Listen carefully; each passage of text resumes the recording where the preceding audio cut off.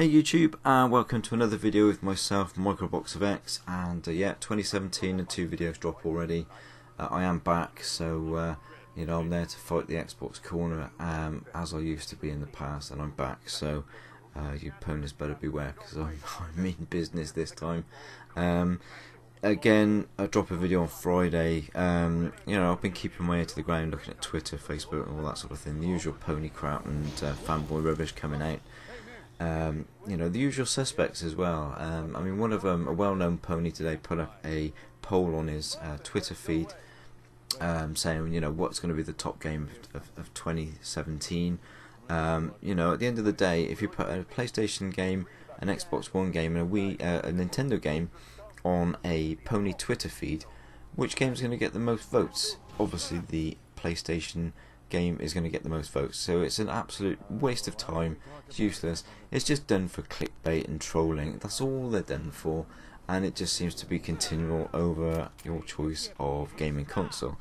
And it seems to be the same thing. You've got no games on your system. You've got no exclusives. You've not got this. You've not got that. Your system's shit.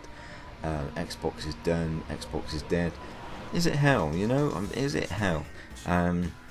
You could have said that Xbox took on the PlayStation 2, the mighty PlayStation 2. We took that on, and we fought hard, and we did well. And then the Xbox 360 dropped, and you know, that is without a doubt the most successful console of that generation. You know, there's no doubting that that console was the best one. Even if the Sony stated that the PlayStation 3 had, you know, more powerful hardware, it didn't show, and the Xbox still came on top. And the main reason it came on top was for Xbox Live. That system is second to none.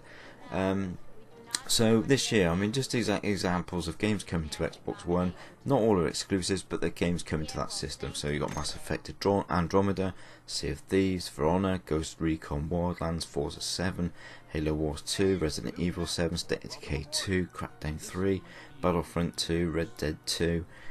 You've got exclusives on the system. We get Tomb Raider earlier, or we've had the previous Tomb Raider earlier. Gears of War, you've got the Halo franchise, Forza Horizons. Also, one that's overlooked a lot is Elite Dangerous, and that's a very popular game, and it's very well liked. It's not on any other system. It's on PC and Xbox One. And you can argue, oh well, if it's on PC, it's not an exclusive. It's a console exclusive. You know, at the end of the day, it's a console exclusive. It's not on any other consoles.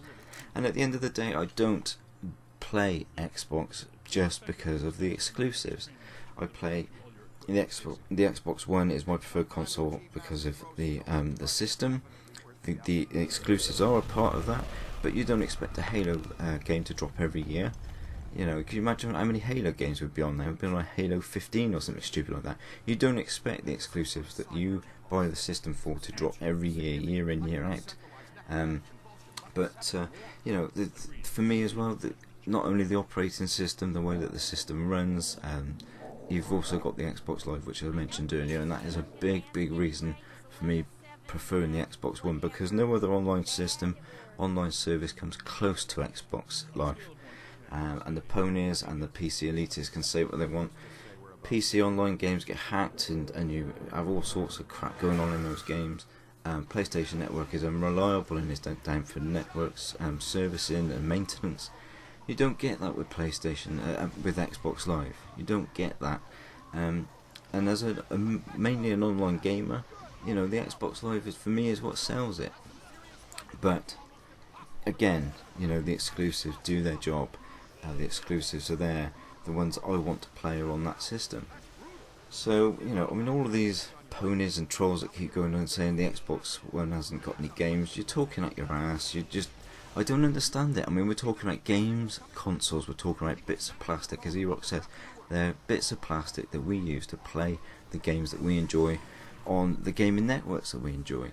So, you know, why do you feel it necessary to constantly barrage Xbox gamers with your shit? And that is what you do day in and day out on Facebook, on YouTube, on Twitter. Just a continual barrage of just hoof clicking, as in that showstopper's words, and it just seems to never end. At the end of the day, I mean, some of these people, if they put as much effort into their gaming as they did their trolling, they'd be winning thousands and thousands of pounds on the circuit in tournaments. because it's just incredible the amount of time they find to do all this shit when they claim to be gamers. No, it's beyond me. It's beyond me, and it's one of the reasons I've come back to do this, because I'm just so pissed off with, you think it's children, you think it would be kids doing this, but it's not. It's grown men, it's adults, and I swear to God, if it was a playground, there'd be a full-grown fight going on. It's just absolutely ridiculous, childish behaviour, it's got to end, surely. But at the end of the day, Xbox fans will have the last laugh, because we got Scorpio. You ponies can say what you want about the Scorpio. You know it's going to be the most powerful gaming console on the planet when that console launches. You can dream on about your PlayStation and announce that PlayStation 5 at E3. No, they won't. They've only just dropped 2 consoles. How many consoles do you want? They've only just... So I read the other day some guy saying, oh, well, perhaps they'll introduce a PlayStation 4 Pro with a 4K Blu-ray player.